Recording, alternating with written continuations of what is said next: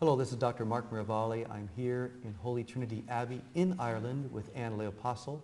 We're discussing the messages of Volume 6, where Heaven Speaks to Families.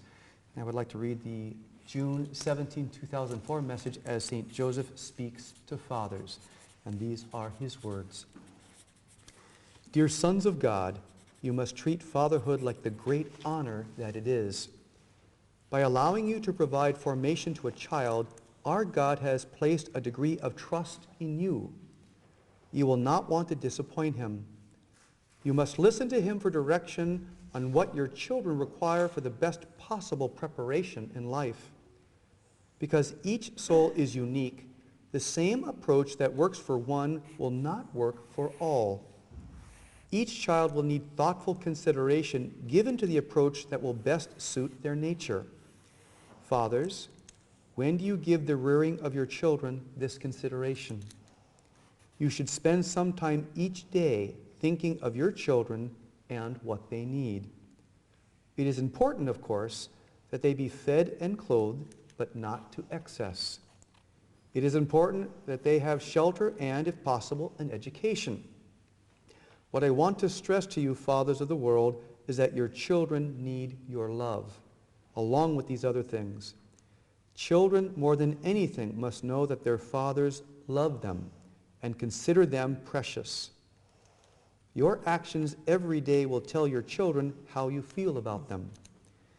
If you are called on to correct a child, do so gently with love. If a child angers you, you must remember that you were once a child and made similar mistakes. Do not frighten your children. This is not love. This is the opposite of love. Your child should respect you, of course, and you should not tolerate behavior that will not be welcome in the kingdom. But expect some bad behavior and expect to have to gently correct your children. Fathers often make the mistake of thinking that their primary function with children is that of disciplinarian. This is an error. Your primary function as a father is to love, and then to set an example that your children can follow, which will result in eternity in heaven. Are you doing this, dear man?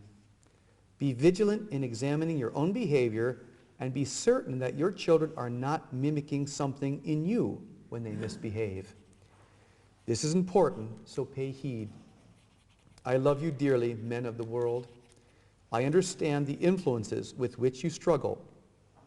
That is why you must spend time in prayer and not with entertainment. Your Jesus wants to help you, and he wants you to help him. This is a dark time for mankind because many have said no to God and to holy living. If you have done this, you must tell Jesus today that you are willing to change and that you desire that he help you.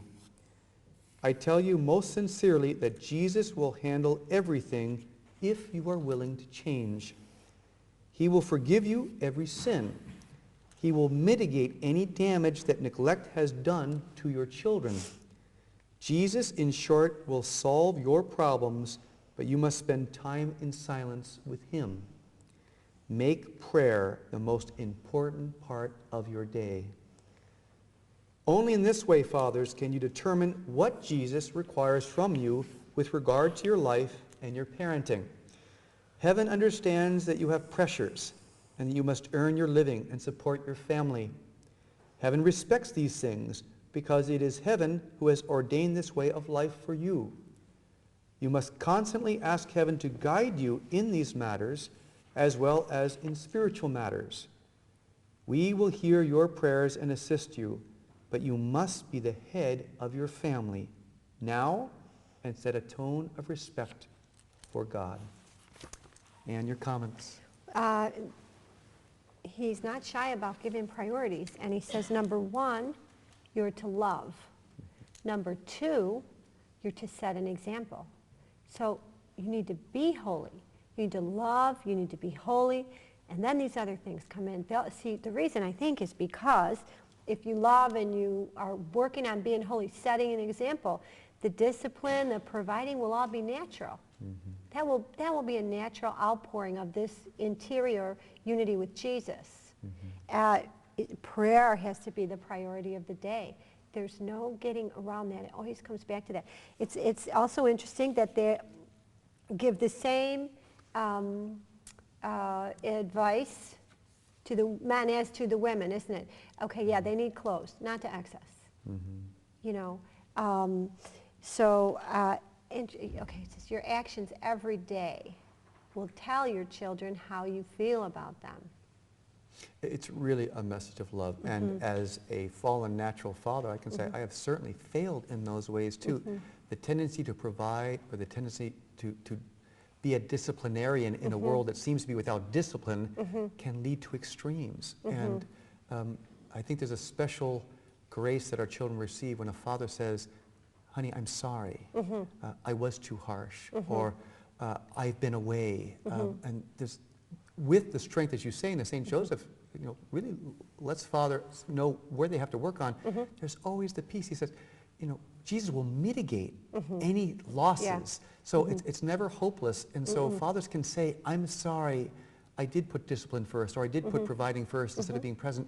Or I It's wasn't never too late. there. Exactly. Yeah, and I think that's beautiful because in this time, many people are coming back to Jesus, which presupposes a period away from Jesus. So they come back, and with Jesus, they look back on their parenting that might not have been what it should be.